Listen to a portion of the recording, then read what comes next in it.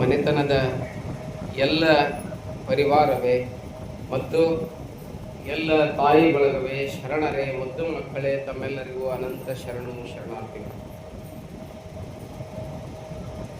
ಶರಣ ಬಸವೇಶ್ವರರ ಜೀವನ ದರ್ಶನವನ್ನು ನಾವೆಲ್ಲ ಮಾಡಿಕೊಳ್ಳುತ್ತಿದ್ದೀವಿ. ದರ್ಶನ ಅಂದ್ರೆ ನೋಡೋದು. ಏನನ್ನ ನೋಡೋದು? ಈ ಜೀವನಕ್ಕೆ ಯಾವುದನ್ನ ನೋಡೋದ್ರಿಂದ ಬೆಳಕನ್ನ ಕೊಡ್ತಾರಲ್ಲ ಅದನ್ನ ನಾವು ನೋಡ್ಬೇಕು. ಅದಕ್ಕೆ ದರ್ಶನ ಅಂತ. ದರ್ಶನ ಅಂದ್ರೆ ನಮ್ಮ ಸ್ವರೂಪವನ್ನ ನಾವು ನೋಡ್ಕೊಳ್ಳೋದು. ಈಗ ನೀವು ಮನೆಯಿಂದ ಬಂದಿರಿ, ಮನೆಯಿಂದ ಬರೋ ಮುಂದ ಮನ್ಯಾಗ ಒಂದು ನೋಡಿ ಬಂದಿರಿ. ಎಲ್ಲರೂ ನೋಡಿ ಬಂದಿರಿ. ಮನ್ಯಾಗ ಏನ್ ನೋಡಿ ಬಂದಿರಿ ಅಂತ ಗೊತ್ತೈತಿ ನಿಮಗೆ, ನಾನೇನು ಹೇಳಂಗಿಲ್ಲ. ಏನೋ ಒಂದು ನೋಡಿ ಬಂದಿರಿ, ಅದ್ರ ಮುಂದೆ ನಿಂತ್ಕೊಂಡು ವಿಭೂತಿ ಕರೆಕ್ಟ್ ಐತಿಲ್ಲ, ತಿಕ್ಕಳಿ ಕರೆಕ್ಟ್ ಹತ್ತೈತಿಲ್ಲ, ಇದನ್ನೆಲ್ಲ ನೋಡಿ ಬಂದಿರಿ. ಅದೇನದು? ಕನ್ನಡಿ. ಹೌದಲ್ಲ? ಕನ್ನಡಿ ಯಾರು ನೋಡ್ತಾರಲ್ಲ ಅವ್ರ ದರ್ಶನವನ್ನ ಅದು ಅಲ್ಲಿ ಮಾಡಿಸ್ತದೆ. ಹೌದಲ್ಲ? ಅದಕ್ಕೆ ದರ್ಶನ ಅಂದ್ರೆ ಕನ್ನಡಿ ಹೆಂಗೆ ನಮ್ಮ ಸ್ವರೂಪವನ್ನು ತೋರಿಸ್ತದಲ್ಲ, ಹಂಗೆ ನಮ್ಮನ್ನ ನಾವು ನೋಡ್ಕೊಳ್ಳೋದು. ಯಾರನ್ನಿಟ್ಕೊಂಡು ನಮ್ಮನ್ನು ನೋಡ್ಕೊಳ್ಳೋದು ಅಂತ ಕೇಳಿದ್ರೆ ಶರಣ ಬಸವೇಶ್ವರ ಜೀವನ ಅನ್ನುವಂಥದ್ದು ಚರಿತ್ರೆ ಎಂಬ ಕನ್ನಡಿಯನ್ನು ಇಟ್ಕೊಂಡ್ರು ಅವ್ರು ಹೆಂಗೆ ನಡೆದ್ರಲ್ಲ ನಾವು ನಡಿಬೇಕು ಅನ್ನುವಂಥ ಜೀವನದ ಒಂದು ದರ್ಶನವನ್ನ ಮಾಡಿಕೊಳ್ಳೋದು ಅಂತ ಹೇಳಿ ನಾವು ತಿಳ್ಕೋಬೇಕಾಗ್ತದೆ. ಬಹುಶಃ ನಿನ್ನೆ ಶರಣರ ಜೀವನದಲ್ಲಿ ನಾವು ಏನು ನೋಡೀವಿ ಅಂತ ಕೇಳಿದ್ರೆ ಅನೇಕ ವಿಚಾರಗಳನ್ನ ನೋಡ್ಕೊಂಡು ಬಂದಿದ್ದೇವೆ. ನಿನ್ನೆ ಶರಣರು ವಿದ್ಯೆಯನ್ನು ಕಲಿಲಿಕ್ಕೆ ಗುರುಗಳ ಹತ್ರ ಹೋಗಿ ವಿದ್ಯೆಯನ್ನು ಕಲ್ತಾರೆ. ವಿದ್ಯೆಯನ್ನ ಕಲ್ತು ಬಂದಿರತಕ್ಕಂಥ ಶರಣರು ಎಷ್ಟು ವಯಸ್ಸಿಗೆ ಬಂದಾರ? 16 ಅಂದ್ರೆ 16 ವಯಸ್ಸಿಗೆ ಅವ್ರು ಬಂದಾರ. 16ರ ಪ್ರಾಯ ಅವರು 16ರ ಪ್ರಾಯ ಅಂತ ನೋಡ್ರಿ. 16, 17, 18, 19 ಎಲ್ಲಿಂದ ಚಲುವಾಗ್ತದೆ ಅಂತ ಕೇಳಿದ್ರೆ 13, 14, 15, 16, 17, 18 ಮುಂದೆ 19 ಬರಲ್ಲ, 20ಕ್ಕೆ ಬರಲ್ಲ. ಅಲ್ಲೇನಂತಾರ? 13, 14 ಅಂದ್ರೆ ಹದಿಯದ ವಯಸ್ಸು, ಹರೆಯದ ವಯಸ್ಸು. ಮನುಷ್ಯನಿಗೆ ಒಳ್ಳೆ ಬರ್ಚಕ್ ಏನಂತ ಕೇಳಿದ್ರೆ ಯಾವಾಗಿಂದ ಚಲುವಾಗ್ತದೆ ಅಂತ ಕೇಳಿದ್ರೆ 13. ಇಲ್ಲಿ ಎಷ್ಟು ಅಂಕಿಗೆ ಹತ್ತದಲ್ಲ ಅಷ್ಟು 18 ಮಠ ಅಂತ ಅಲ್ಲಿವರೆಗೆ ವಯಸ್ಸಿನಾಗ ಇರ್ತಾನ. ಅಂತ ವಯಸ್ಸಿನಾಗ ಆ ವಯಸ್ಸೆಂಬ ಆ ಏನು ಹರಿವು ಇರ್ತದಲ್ಲ, ಆ ಹರಿವನ್ನ ಸರಿಯಾಗಿ ಹೋಗಿಸ್ಬೇಕಂತ ಕೇಳಿದ್ರೆ ಮನುಷ್ಯನಿಗೆ ಏನ್ ಬೇಕು ಅಂತ ಕೇಳಿದ್ರೆ ಸಂಸ್ಕಾರ ಅನ್ನುವಂತ 2 ದಂಡೆಗಳನ್ನ ಕಟ್ಕೋಬೇಕಾಗತ್ತೆ ಮನುಷ್ಯನಾದವರು. ಅದಕ್ಕಿಲ್ಲಿ ಶರಣ ಬಸಪ್ಪನವ್ರಿಗೆ 16ನೇ ವಯಸ್ಸಿಗೆ ಏನ್ ಮಾಡ್ಯಾರ ಅಂತ ಕೇಳಿದ್ರೆ ಪಂಚವರ್ಷೆ ತಾಡಯೇ 10 ವರ್ಷ ಅವನನ್ನ ನೋಡ್ಕೋಬೇಕು. ಮತ್ತು 16 ವರ್ಷ ಬಂದಾಗ ಅವನಿಗೆ ಏನ್ ಮಾಡ್ಬೇಕು? ಮಿತ್ರವದಾಚರೇತ್ ಅಂತ ಹೇಳ್ತಾರೆ. 16ನೇ ವಯಸ್ಸು ಬಂತಂದ್ರೆ ಮಕ್ಕಳನ್ನ ಮಿತ್ರರಂತೆ ನೋಡ್ಕೋಬೇಕಂತ. ಯಾಕಂತ ಕೇಳಿದ್ರೆ ನಿಮ್ಮ ಹಾಗೆ ಅವ ಕಾಣಕತ್ತ, ನಿಮ್ ಪಕ್ಕದಾಗ ನಿಂತ್ಕೊಂಡಂದ್ರೆ ಅಣ್ಣ ತಮ್ಮ ಕಣ್ಣಂಗ್ ಕಾಣಕತ್ತಾನ. ಅವಾಗ ನೀವು ಮೊದಲೇ 5ನೇ ವರ್ಷದಾಗ ಕಣ್ಣಂಗ್ ಕಂಡ್ರಿ ಅಂತ ಕೇಳಿದ್ರೆ ಏನಾಗ್ತದೆ ಅಂತ ಕೇಳಿದ್ರೆ ಅಲ್ಲಿ ಅನಾಹುತ ಆಗ್ತದೆ. ಅದಕ್ಕೆ ಇಲ್ಲಿ 16ನೇ ವಯಸ್ಸಿಗೆ ಬಂದಿರತಕ್ಕಂತ ಶರಣ ಬಸಪ್ಪನವ್ರಿಗೆ ಏನ್ ಮಾಡಕತ್ತಾರ ಅಂತ ಕೇಳಿದ್ರೆ ಮನ್ಯಾಗ ತಂದೆ ತಾಯಿ ವಿಚಾರ ಮಾಡ್ಯಾರ, ನಮ್ಮ ಮಗನಿಗೆ ಈಗ 16ನೇ ವಯಸ್ಸಿಗೆ ಬಂದನ ಏನ್ ಮಾಡ್ಬೇಕು? ಅವನಿಗೆ ದೀಕ್ಷೆಯನ್ನು ಕೊಡಿಸ್ಬೇಕು, ದೀಕ್ಷೆಯನ್ನು ಕೊಡ್ಬೇಕು ಅಂತ ಹೇಳಿ ವಿಚಾರವನ್ನು ಮಾಡ್ತಾರೆ. ಹಂಗಾದ್ರೆ ದೀಕ್ಷೆ ಅಂದ್ರೆ ಏನಪ್ಪಾ ಅಂತಂದ್ರೆ ಅದೊಂದು ರೀತಿ ಸಂಸ್ಕಾರ ಅಂತ. ಇಲ್ಲೊಂದು ಕಂಬ ಇದೆ, ಇಲ್ಲೊಂದು ಮೈಕ್ ಇದೆ, ಇಲ್ಲೊಂದು ಪುಸ್ತಕ ಇದೆ, ಇಲ್ಲೊಂದು ಬಸವಣ್ಣ ಇದೆ. ಈ ತಾಮ್ರ ಅಥವಾ ಹಿತ್ತಾಳಿ ಈಗ ಇರಲಿಲ್ಲ, ಇದು ಯಾವುದೇ ಒಂದು ರೂಪದಾಗಿತ್ತು. ಇದಕ್ಕೆ ಸಂಸ್ಕಾರ ಕೊಟ್ಟರು ಏನಾಯ್ತು ಅಂತ ಕೇಳಿದ್ರೆ ಬಸವಣ್ಣ ಗಿಡದಾಗ ಯಾವುದೋ ಒಂದು ಬಡ್ಡೆ ಆಗಿತ್ತು. ಇದಕ್ಕೆ ಬಡಿಗ ಏನ್ ಮಾಡಿದ ಅಂತ ಕೇಳಿದ್ರೆ ಸಂಸ್ಕಾರ ಕೊಟ್ಟ, ಕಂಬ ಆಯ್ತು.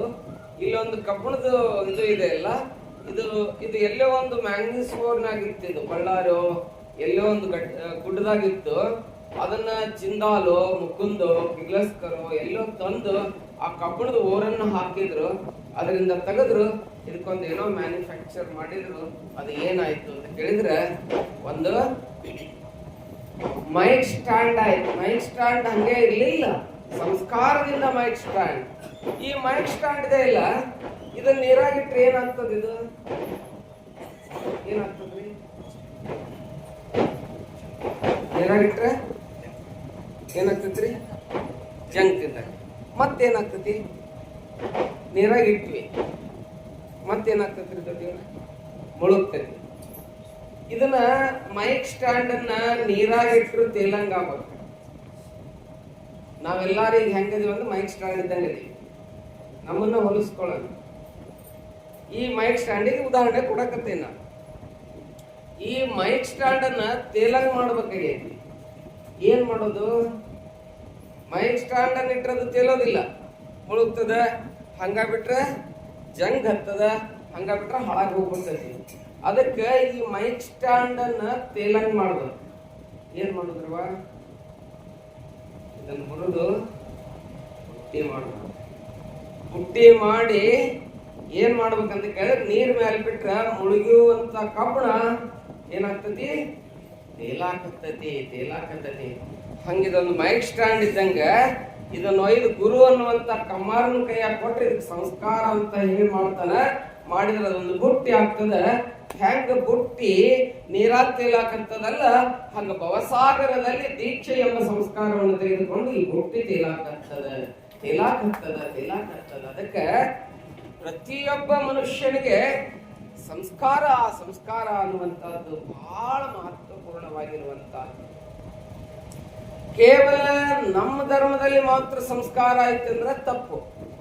ಪ್ರತಿಯೊಂದು ಧರ್ಮದಲ್ಲಿ ಸಂಸ್ಕಾರ ಅನ್ನುವಂಥದ್ದಿದೆ. ಈಗ ಮಣ್ಣಿಗೆ ಸಂಸ್ಕಾರ ಕೊಟ್ರೆ ಏನಾಗ್ತದೆ? ಗಡಿಗೆ ಆಗ್ತದೆ, ಮುಚ್ಚಳ ಆಗ್ತದೆ, ಏನೋ ಒಂದು ಆಗ್ತದೆ, ಮಾಡಿದ್ದಾಗ್ತದೆ. ಗಣಪತಿ ಆಗ್ತದೆ, ಹನುಮಂತ ಆಗ್ತದೆ, ಸರಸ್ವತಿ ಆಗ್ತದೆ. ಯಾವುದೋ ಒಂದು ಸ್ವರೂಪವನ್ನ ಮಣ್ಣು ತಾಳ್ತದೆ. ಹಂಗ ಸಗಣಿಗೆ ಸಂಸ್ಕಾರ ಕೊಟ್ರೆ ತಗೋರಿ ಸಗಣಿ ಹಚ್ಕೋರಿ ಅಂದ್ರೆ ಯಾರು ಹಚ್ಕೊಳ್ತಾರ? ಸಗಣಿ ಹಚ್ಕೊಳ್ಳೋದಿಲ್ಲ.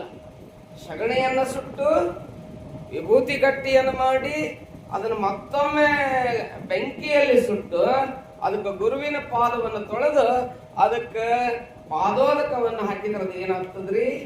ವಿಭೂತಿ ಆಗ್ತದೆ. ಆ ವಿಭೂತಿಯನ್ನು ತಗೊಂಡು ಬಸವ ಅಂತ ಹಣೆಗೆ ಹಚ್ಕೊಂಡ್ರೆ ಏನಾಗ್ತದೆ? ಇಲ್ಲಿ ಹಣೆ ಬರದಲ್ಲಿ ಬರ್ತಂತ ಕೆಟ್ಟ ವಿಚಾರಗಳೆಲ್ಲ ಹೊಕ್ಕವು ಅನ್ನುವಂತ ಮಾತನ್ನ ನಮ್ಮವರು ಹೇಳ್ತಾ ಇದ್ದಾರೆ. ನೋಡಿ, ಸಗಣಿ ಸಂಸ್ಕಾರ ಕೊಟ್ಟರೆ ವಿಭೂತಿ ಆಗ್ತದೆ. ಬಿದಿರಿಗೆ ಅಥವಾ ಕಬ್ಬಿಗೆ ಸಂಸ್ಕಾರ ಕೊಟ್ರೆ ಏನಾಗ್ತದೆ? ಕಾಗದ ಆಗ್ತದೆ. ಹಾಲಿಗೆ ಸಂಸ್ಕಾರ ಕೊಟ್ರೆ ತುಪ್ಪ ಆಗ್ತದೆ. ಇನ್ನು ಗೋಧಿಗೆ ಸಂಸ್ಕಾರ ಕೊಟ್ರೆ ಪಾಯಸ ಆಗ್ತದೆ. ಹಂಗೆ ಪಾಯಸ ಸಿಗಂಗಿಲ್ಲ, ಗೋಧಿಗೆ ಸಂಸ್ಕಾರ ಕೊಟ್ಟು ಅದನ್ನ ಏನ್ ಮಾಡ್ತಾರೆ ಅಂತ ಕೇಳಿದ್ರೆ ಶಾವ್ಗಿ ಮಾಡ್ತಾರೆ, ಚಪಾತಿ ಮಾಡ್ತಾರೆ, ಹೋಳ್ಗಿ ಮಾಡ್ತಾರೆ. ಏನ್ ಮಾಡ್ತಿರಲ್ಲ, ನಾವು ಮಾಡ್ಬೋದು. ಅದು ಗೋಧಿಗೆ ಸಂಸ್ಕಾರ ಕೊಟ್ಟಾಗ ಪಾಯಸ ಆಗ್ತದ, ಭತ್ತಕ್ಕೆ ಸಂಸ್ಕಾರ ಕೊಟ್ರೆ ಅನ್ನ ಆಗ್ತದೆ. ಬೇಡಪ್ಪ ಶಾಂಡಿಗೆ ಮಾಡೋದಂದ್ರೆ ಶಾಂಡಿಗೆ ಹಾಕೋ, ಕೊರಡಿಗೆ ಹಾಕೋ, ಹೌದಲ್ಲ?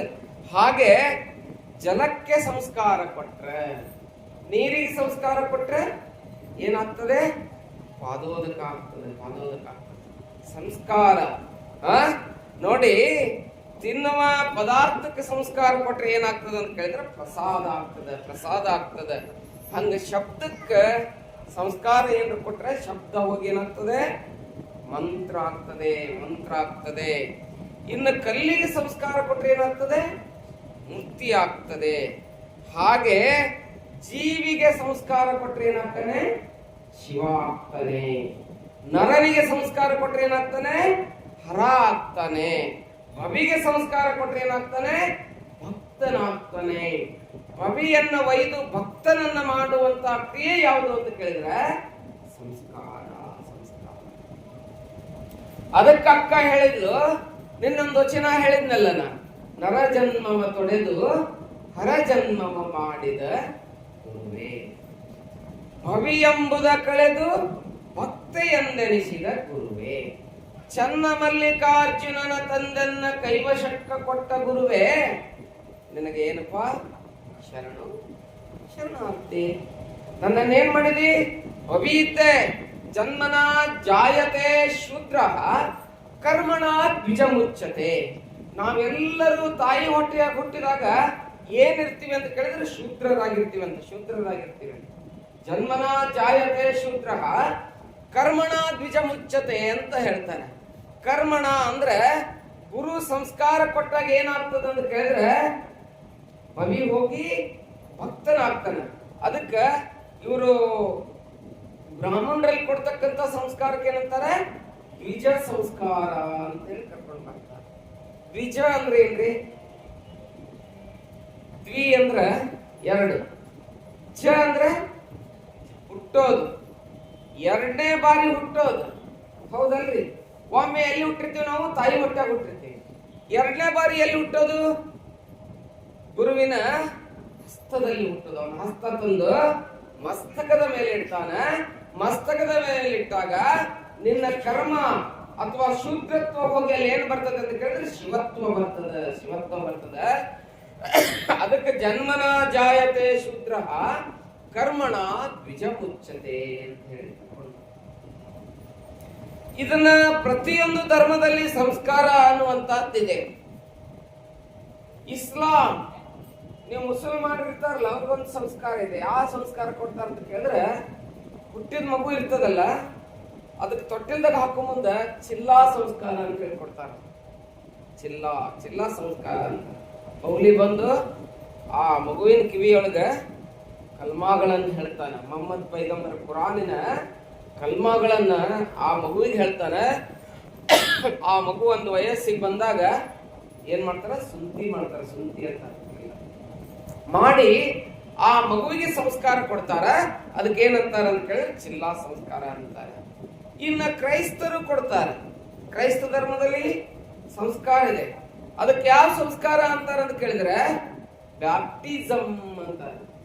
ಅಲ್ಲಿ ಕ್ರೈಸ್ತ ಏನಿರ್ತಾರಲ್ಲ, ಪೋಪ್ ಅವ್ರು ಇರ್ತಾರೆ ಅಥವಾ ಅವ್ರ ಗುರುಗಳು ಇರ್ತಾರ, ಧರ್ಮ ಗುರುಗಳು ಇರ್ತಾರೆ. ಅವರು old testament and new testament ಅಂತ ಇರ್ತದೆ ಬೈಬಲ್.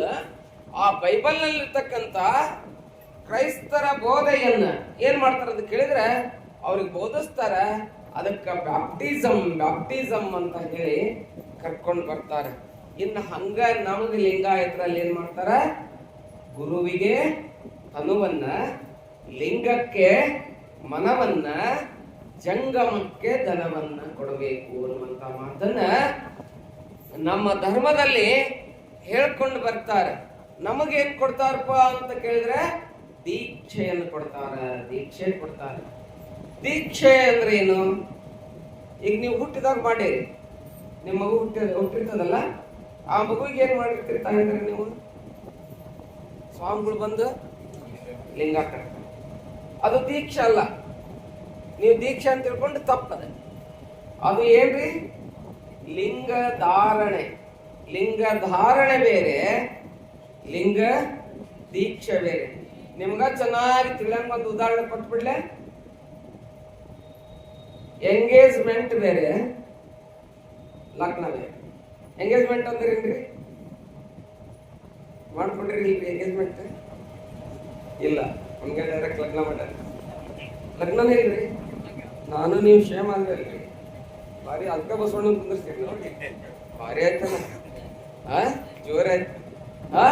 ನೋಡ್ರಿ, ಎಂಗೇಜ್ಮೆಂಟ್ ಅಂದ್ರೆ ಮುಂದ್ ಮದುವೆ ಆಗೋರೊಳಗ ಇಂಥವ್ರ ಮಗಳನ್ನ, ಇಂಥವ್ರ ಮಗನಿಗೆ ಜ್ಯೇಷ್ಠ ಸುಪುತ್ರಿಯನ್ನ ಅಥವಾ ದ್ವಿತೀಯ ಸುಪುತ್ರಿಯನ್ನ ಇಂಥವ್ರಿಗೆ ಇಂಥ ಊರಿನ ಇಂಥವ್ರ ಮಗನಾದಂತ ಜ್ಯೇಷ್ಠ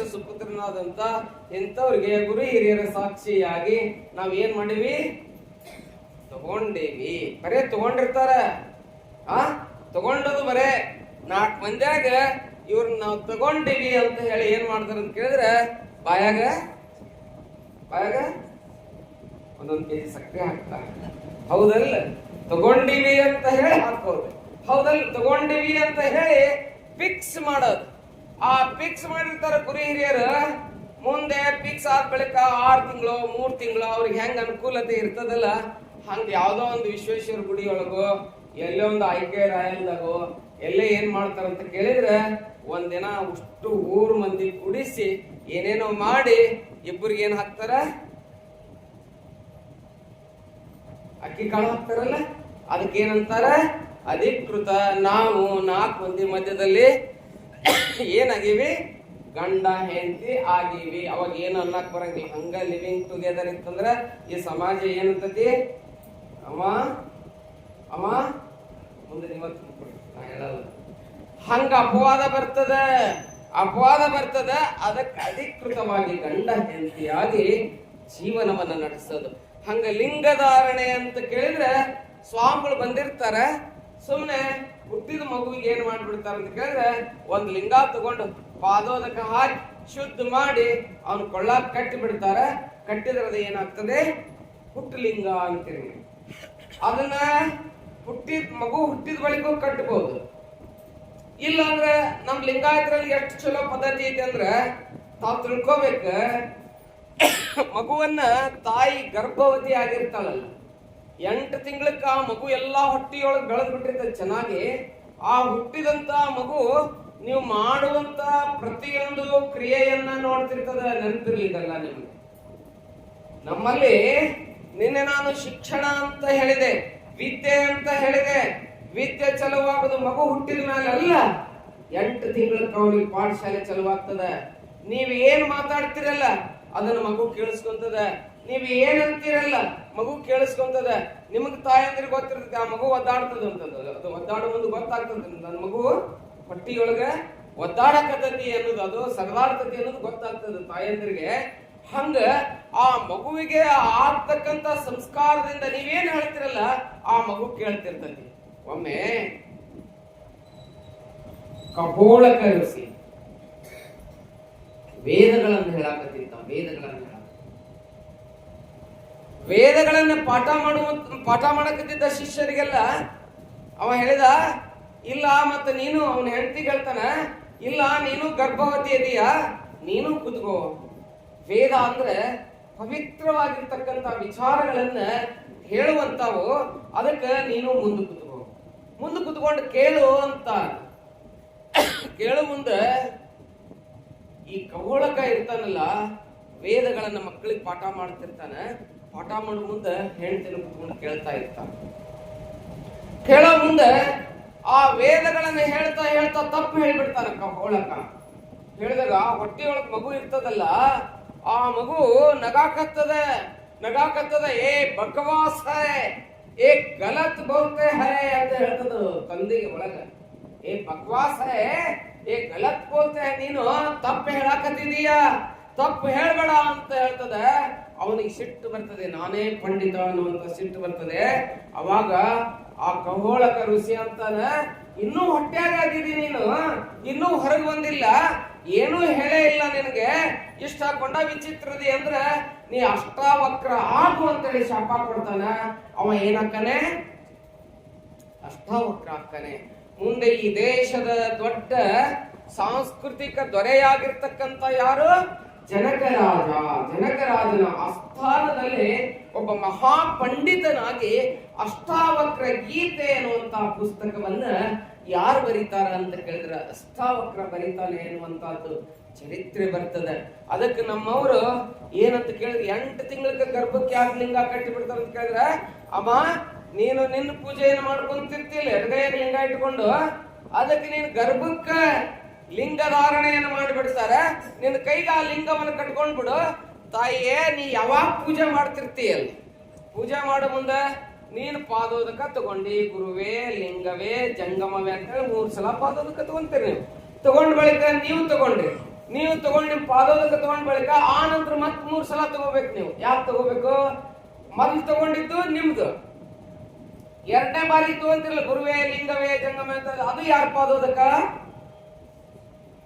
ಹೊಟ್ಟೆಯೊಳಗೆ ಏನ್ ಮಗು ಇದೆಯಲ್ಲ, ಆ ಮಗುವಿಗೆ ನೀಡುವಂತ ಪಾದೋದಕ.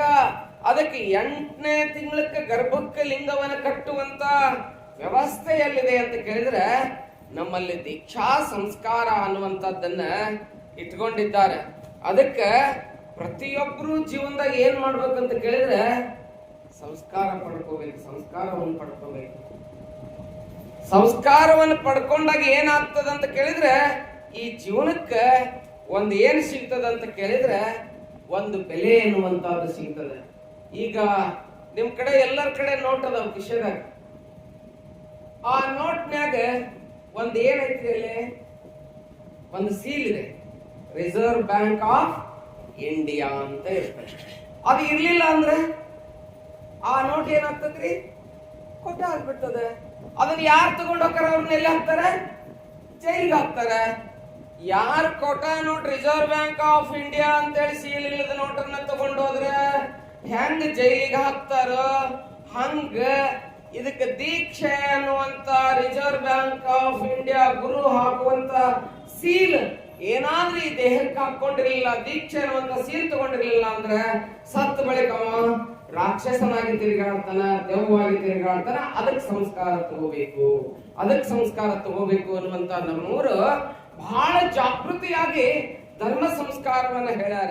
ಹಂಗಂದ್ರೆ ಜೀವನ ಅದು ಏನು, ದೀಕ್ಷೆ ಅಂದ್ರೆ ಏನು? ಇಷ್ಟೊತ್ತು ಮಟ್ಟ ಹೇಳಿದ್ರೆ ನಾನು ದೀಕ್ಷೆ ಅಂದ್ರೆ ಏನ್ರಿ? ಏನ್ ದೀಕ್ಷೆ ಅಂದ್ರೆ ಜೀವನ ಅನ್ನುವಂತ ಹಾಲಿಗೆ, ಇದು ಜೀವನ ಅನ್ನೋದು ಹಾಲಿದ್ದಂಗ. ಈ ಹಾಲಿಗೆ ಏನ್ ಹಾಕ್ಬೇಕಂತ ಕೇಳಿದ್ರೆ ದೀಕ್ಷೆಯನ್ನು ಹೆಪ್ಪ ಹಾಕ್ಬೇಕು. ಜೀವನ ಅನ್ನುವಂತ ಹಾಲಿಗೆ ದೀಕ್ಷೆ ಅನ್ನುವಂತ ಹೆಪ್ಪನ್ನು ಹಾಕಿ ಯಾರು ಹಾಕೊಂತಾರಲ್ಲ ಅವ್ರಿಗೆ ಏನ್ ಬರ್ತದ್ರಿ? ಸಿದ್ಧಿ ಅನ್ನುವಂತ ಬೆಣ್ಣೆ ಬರ್ತದೆ. ಜೀವನ ಅನ್ನುವಂತ ಹಾಲಿಗೆ ದೀಕ್ಷೆ ಅನ್ನುವಂತ ಹೆಪ್ಪ ಹಾಕೊಂಡಾಗ ಸಿದ್ಧಿ ಅನ್ನುವಂತ ಬೆಣ್ಣೆ ಬರ್ತದ. ಆಗ ಬಾಳು ಅನ್ನುವಂತ ಈ ಭವಸಾಗರದಲ್ಲಿ ನಿರ್ಲಿಪ್ತವಾಗಿ ತೇಲಿ ಜೀವನ ಮುಕ್ತಿ ಅನ್ನುವಂತ ಮಾರ್ಗಕ್ಕೆ ಕರ್ಕೊಂಡು ಹೋಗುವಂತ ಒಂದು ಮಾರ್ಗಕ್ಕೆ ಏನಂತ ಕರೀತಾರೆ ಅಂತ ಹೇಳಿದ್ರೆ ದೀಕ್ಷೆ, ದೀಕ್ಷೆ ಅಂತ ಹೇಳಿ ಕರ್ಕೊಂಡು ಬರ್ತಾರೆ. ಇನ್ನು ಈ ದೀಕ್ಷೆಯೊಳಗ ಏನಿದೆ ಅಂತ ಕೇಳಿದ್ರೆ ಪ್ರತಿಯೊಬ್ರು ಲಿಂಗ ದೀಕ್ಷೆಯನ್ನ ತೆಗೆದುಕೋಬೇಕು. ಲಿಂಗಾಯತರಾದವರು ಈಗ ಅನ್ನಧರ್ಮೀಯರು ಕೂಡ ತಗೊಳಕತ್ತಾರ, ಜಪಾನ್ದವ್ರು ತಗೊಳಕತ್ತಾರ. ನಮಗ ಲಿಂಗದ ಬಗ್ಗೆ ಮಹತ್ವ ಗೊತ್ತಿಲ್ಲ. ಜಪಾನ್, ಅಮೇರಿಕಾ, ರಷ್ಯಾದರು ನೋಡ್ರಿ ಬಹಳ ಮಂದಿ ಲಿಂಗ ದೀಕ್ಷೆಯನ್ನ ಇಂಡಿಯಾಕ್ ಬಂದು ತಗೊಳಕತ್ತಾರ. ಈ ಬಸವ ಫಿಲಾಸಫಿಯನ್ನು ಒಪ್ಕೊಳಕತ್ತಾರ. ಯಾಕೆ ಹೇಳ್ತೀನಿ ಅಂತ ಕೇಳಿದ್ರೆ ಅದರಲ್ಲಿ ಅಷ್ಟು ಶಕ್ತಿ ಇದೆ. ನಮ್ ಶರಣರು ಹೇಳ್ತಾರೆ, ಎನ್ನ ಹೃದಯದಲ್ಲಿ ವ್ಯಾಪ್ತವಾಗಿ ಪರಮ ಚಿತ್ಗಳಕ. ದೀಕ್ಷೆ ಅಂದ್ರೆ ಏನ್ ಮಾಡ್ತಾನೆ ಗುರು? ಎನ್ನ ಹೃದಯದಲ್ಲಿ ವ್ಯಾಪ್ತವಾಗಿ ಪರಮ ಚಿತ್ಗಳಕ ಹಸ್ತ ಮಸ್ತಕ ಸಂಯೋಗದಿಂದೊಡಗೂಡಿ ಮಹಾ ಬೆಳಕ ಮಾಡಿ ತೋರಿದಿರಲ್ಲ. ಎನ್ನ ಮಸ್ತಕದೊಳಗೊಂದು ಗೂಡಿದ ಮಹಾ ಬೆಳಕ ತಂದು ಭಾವದೊಳಗೆ ಇಂಬಿಟ್ಟಿರಲ್ಲ. ಎನ್ನ ಭಾವದೊಳಗೆ ಕೂಡಿದ ಮಹಾ ಬೆಳಕ ತಂದು ಮನಸ್ಸಿನೊಳಗೆ ಇಂಬಿಟ್ಟಿರಲ್ಲ. ಎನ್ನ ಮನಸ್ಸಿನೊಳಗೆ ಕೂಡಿದ ಮಹಾ ಬೆಳಕ ತಂದು ಕಂಗಳೊಳಗೆ ಇಂಬಿಟ್ಟಿರಲ್ಲ. ಎನ್ನ ಕಂಗಳೊಳಗೆ ಕೂಡಿದ ಮಹಾ ಬೆಳಕ ತಂದು ಎಲ್ಲಿ ಕೊಡ್ತಾನ ಗುರು? ಕರಸ್ಥಲದೊಳಗೆ ಇಂಬಿಟ್ಟಿರಲ್ಲ. ಎನ್ನ ಕರಸ್ಥಲದಲ್ಲಿ ತಳತಳಿಸಿ ಬೆಳಗಿ ಹೊಳೆಯುತ್ತಿಪ್ಪ ಅಖಂಡ ತೇಜ. ಯಾವುದು ಅಖಂಡ ತೇಜ ಅಂದ್ರೆ ಈ ಜಗತ್ತಿನ ಸಚರಾಚರದ ಎಲ್ಲ ರೂಪಕವೇ ಯಾವ್ದಂತ ಕೇಳಿದ್ರೆ ಇಷ್ಟಲಿಂಗ. ಇಷ್ಟಲಿಂಗ ಹೆಂಗಿದೆ ರೀ? ಪತ್ತಿ ಆಕಾರದಲ್ಲಿ. ಇಷ್ಟಲಿಂಗ ಹೆಂಗಿದೆ? ಕಿತ್ತಲೆಯ ಆಕಾರದಲ್ಲಿ. ಯಾಕದ ಆಕಾರವನ್ನ ಗುರು ಮಾಡಿದ್ರು? ಯಾಕದನ್ನ ಹಂಗ್ ಮಾಡಿದ್ರು? ನೀವೆಲ್ಲ ತಿಳ್ಕೋಬೇಕು. ನಮ್ಮ ಶರಣರು, ನಮ್ಮ ತಾಯಂದಿರು ಅದನ್ನ ಸ್ಪಷ್ಟವಾಗಿ ತಿಳ್ಕೋಬೇಕು. ಯಾಕೆ ಲಿಂಗಯ್ಯನ ದುಂಡಗ ಮಾಡಿದ್ರು? ನಮ್ ಜಗತ್ತು ಹೆಂಗಿದೆ ರೀ? ದುಂಡಗೆ. ನಾವು ಅಂಗೈಯೊಳಗೆ ಹಿಡ್ಕೊಂಡು ಪೂಜೆ ಮಾಡ್ತಿರೋದು ಯಾವ್ದಂತ ಕೇಳಿದ್ರೆ ಯಾವ್ದ ಒಂದು ದೇವ್ರಲ್ಲ. ಈ ಜಗತ್ತಿನಲ್ಲಿ ಎಷ್ಟು ದೇವರದಾವಲ್ಲ ಅವನ್ನೆಲ್ಲವನ್ನ ಒಂದು ಲಿಂಗ ಪೂಜೆ ಮಾಡಿಬಿಟ್ರೆ ಅವನ್ನೆಲ್ಲವನ್ನ ಪೂಜೆ ಮಾಡಿದ ಹಾಗೆ, ಪೂಜೆ ಮಾಡಿದ ಹಾಗೆ. ಅದಕ್ಕೆ ಬಸವಣ್ಣವ್ರು ಹೇಳ್ತಾರೆ, ಜಗದಗಲ ಮುಗಿಲಗಲ ಮಿಗೆಯಗಲ ನಿಮ್ಮಗಲ ಪಾತಾಳದಿಂದ ತತ್ತ ನಿಮ್ಮ ಶ್ರೀಚರಣ. ಬ್ರಹ್ಮಾಂಡದಿಂದ ತತ್ತ ನಿಮ್ಮ ಶ್ರೀ ಮುಕ್ಕುಟ ಅಗಮ್ಯ ಅಗೋಚರ ಅಪ್ರತಿಮ ಲಿಂಗವೇ ನೀವೇ ಎನ್ನ ಅಗಮ್ಯ. ನೋಡ್ರಿ, ಗಮ್ಯ ಅಂದ್ರೆ ಕಾಣೋದು, ಅಗಮ್ಯ ಕಾಣಲಾರದಂತಹದ್ದು ಕೂಡ ಇದ್ರೊಳಗೆ ಏನಿದೆ, ಅಗಮ್ಯ. ಅಗೋಚರ ಗೋಚರವಾಗಲಾರದಂತಹದ್ದು ಕೂಡ ಇಲ್ಲೇ ಏನಾಗ್ತದೆ, ಅಗಮ್ಯ ಅಗೋಚರ ಅಪ್ರತಿಮ ಲಿಂಗವೇ ನೀವೇ ಎನ್ನ ಕರಸ್ಥಲಕ್ಕೆ ಬಂದು ಚುಳುಕಾದಿರಯ್ಯ. ಈಗ ನಿಮ್ಗೊಂದು ಕ್ಯಾಮ್ರಾ ಕೊಡ್ತೀನಿ, ಏನ್ರಿ ಮ್ಯಾಲ್ಗೆ ಮ್ಯಾಗ ಹೋಗಿ ಆಲ್ಮೇಲೆ ದುಷ್ಟು ಫೋಟೋ ಬಿಡ್ರಿ ಅಂತ ಹೇಳ್ತೀನಿ ನಾನು. ಬಿಡಕ್ಕಾಗತ್ತ ನಿಮ್ಗೆ? ಯಾಕಾಗಂಗಿಲ್ಲ? ಎಲ್ಲ ಆಲ್ಮೇಲೆ ಕಾಣಂಗಿಲ್ಲ. ಅದನ್ನ ಒಂದು ಹೆಲಿಕಾಪ್ಟರ್ ತಗೊಂಡು ಮ್ಯಾಲಿಂದ ಹೊಡ್ರಿ ಅಂದ್ರೆ ಹೌದಲ್ರಿ, ಹೊಡಿತೀರಿ ಇಲ್ಲ? ಇಡೀ ಒಂದು ಹೆಲಿಕಾಪ್ಟರ್ನಾಗ ನಿಂತ್ಕೊಂಡು ಒಂದು ಕ್ಯಾಮ್ರಾ ತಗೊಂಡು ಜೂಮ್ ಇಟ್ಟು ಹೊಡೆದ್ರೆ ಅಂದ್ರೆ ಇಡೀ ಆಲ್ ಮೇಲೆಲ್ಲ ಏನಾಗ್ತದೆ, ಒಂದು ಕ್ಯಾಮ್ರಾದಾಗ ಮೂಡ್ತದೆ.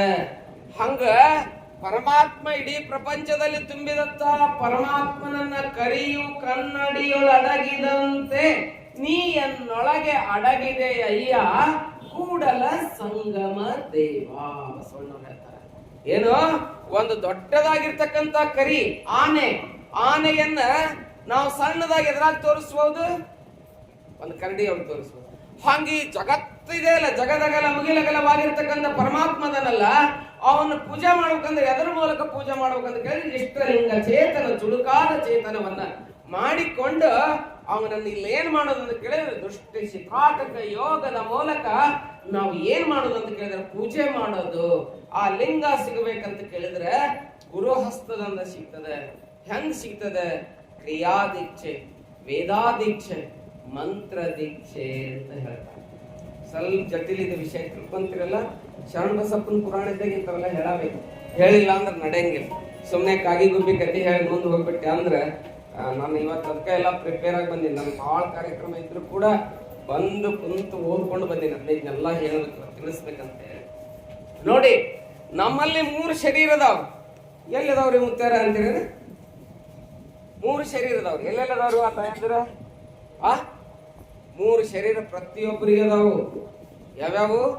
ಸ್ಥೂಲ, ಸೂಕ್ಷ್ಮ, ಕಾರಣ. 3 ಶರೀರ. ನಾವೀಗ ನನ್ನ ನೀವೆಲ್ಲ ನೋಡಾಕತ್ತೀರಿ, ನಿಮ್ಮನ್ನ ನೋಡಾಕತ್ತೀನಿ. ನೋಡುವ ಶರೀರ ಯಾವ್ದಿದು? ಸ್ಥೂಲ ಶರೀರ. ನಮ್ಮ ಒಬ್ಬರಿಗೊಬ್ಬರು ದರ್ಶನವಾಗುವಂತ ಶರೀರ ಸ್ಥೂಲ ಶರೀರ. ಇನ್ನೊಂದು ಶರೀರ ಇದೆ, ಯಾವುದು?